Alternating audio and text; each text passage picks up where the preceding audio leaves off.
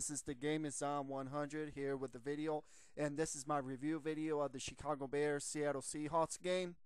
The Bears won this game 35-24. The Bears did manage to beat the spread.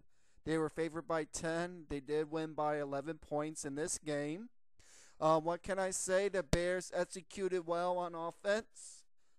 I knew going into this game the Bears had to run the ball, and the Bears did run the ball.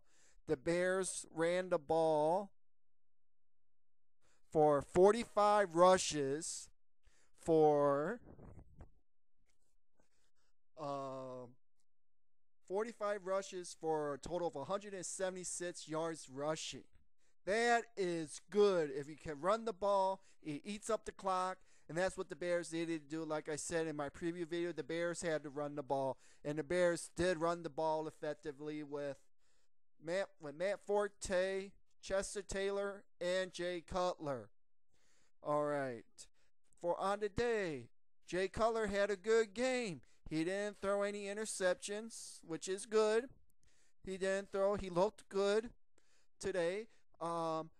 Jay Cutler was 15 of 28 for 274 yards, 2 touchdowns, and he also was 8 rushes for 43 yards and 2 rushing touchdowns as well. So he had a total of the Bears 4 total touchdowns in that game. And what I can say about Greg Olsen, I said earlier in the video, I said Greg Olsen had to get more involved with the offense. And was he ever involved? Greg Olsen had 3 receptions for 113 yards in the first half. One of the key was the 58-yard touchdown pass on the Bears' third play of their opening possession, which is good. They wanted to get an early lead open so the Bears can get ahead, and that's what they wanted to do. What else I could say about Matt Forte? Matt Forte had 25 rushes for 80 yards. That is good. He ran the ball 25 times for 80 yards. That is good. And also, he caught the ball 3 times for 54 yards as well. So he had a good game. He had a combined total of 134 total yards from line of scrimmage today, which is good. Chester Taylor was huge today. Chester Taylor had 11 rushes for 44 yards and 1 touchdown, and that was key for Chester Taylor to get involved with the offense. Like I said, Chester Taylor is a key component in the playoffs. He is a major contributor, and that's why the Bears paid him the money to bring him here so they could have a 2-bat system that allowed the Bears back in 2000 to get to the Super Bowl that year with Thomas Jones and Cedric Benson, both of them when they ran the ball effectively. So that was good for Chester Taylor. Got more involved with the offense. That was good. Johnny Knotts had 4 receptions for 48 yards. Devin Hester didn't do too much today. He only had 2 receptions for 4 yards. Earl Bennett had one key critical reception for 13 yards on a 3rd down conversion, which is huge because you can look for Earl Bennett to get open on 3rd down. He's Jay Cutler's go-to guy on 3rd down conversions. He's been doing that way in the second half of the season for the Bears. And on defense, the defense was good. The Bears made Seattle one-dimensional. They limited Seattle to only 34 yards rushing. That is good. The Bears stopped the run.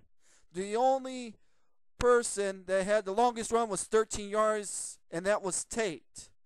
Forsett only had 4 attempts for 9 yards. Leon Washington only had 1 attempt for 9 yards. Marshawn Lynch only had 4 attempts for 2 yards. So that was key for the Bears to stop the run and made Seattle one-dimensional, and that's what the Bears did. The Bears made Seattle one-dimensional. They stuffed the rush.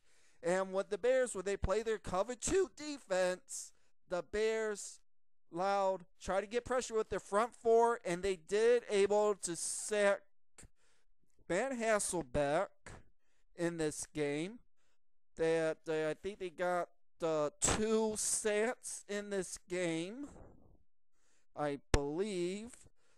Uh,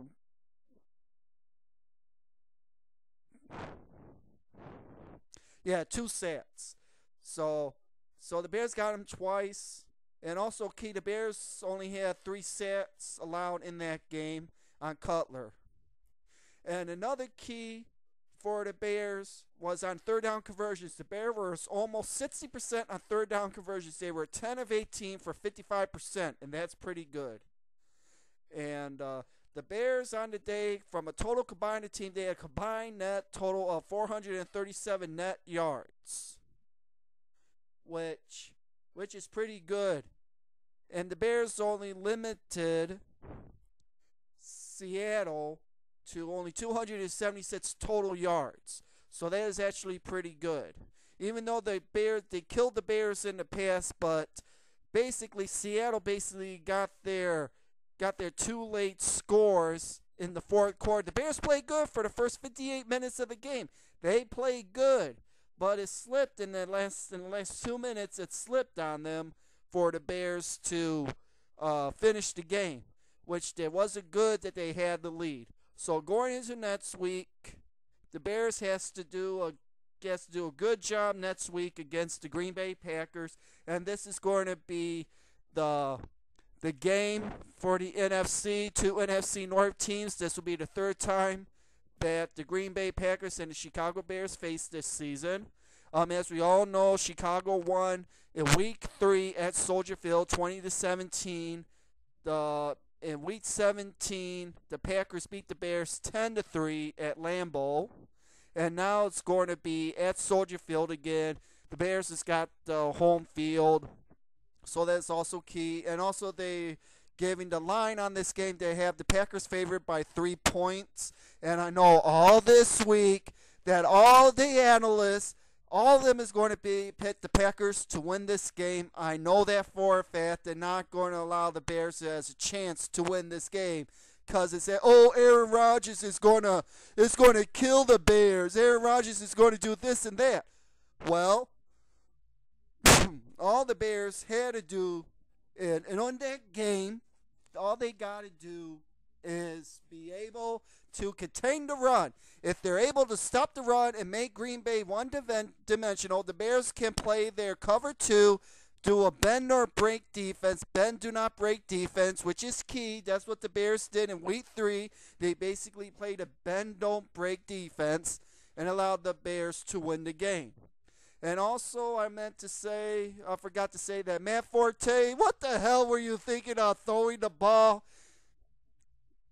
in the Wildcat? Why would you run? Why would you throw the ball? You run the ball. You don't throw it. You're not a quarterback. You never threw a pass.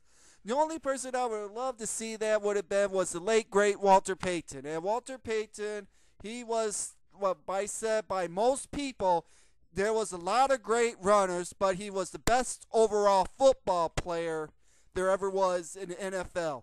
Not only could run, he can throw, he could block, he can do it all. So he was an all-around football player, was Walter Payton. So that's giving the love to Walter Payton. Basically, the Bears did what they needed to do in this game. They shut down the Seattle Seahawks. It was a good game overall. I'm very excited going into next week when they play the Packers. Sorry about the cough. I've been coughing a little bit, but I'm all right. And basically, we'll see what happens next week. I want to give out my shout-outs to Bears Bound, Mr. Real, you guys, fans of the fourth phase. We got this game going into next week. I think we can able to beat the Green Bay Packers.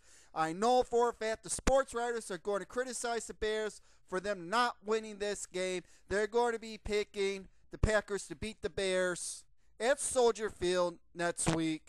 So we'll see what happens. But that game is going to be a very good game next week. And all the Bears has to do is do the same thing like they did in this game.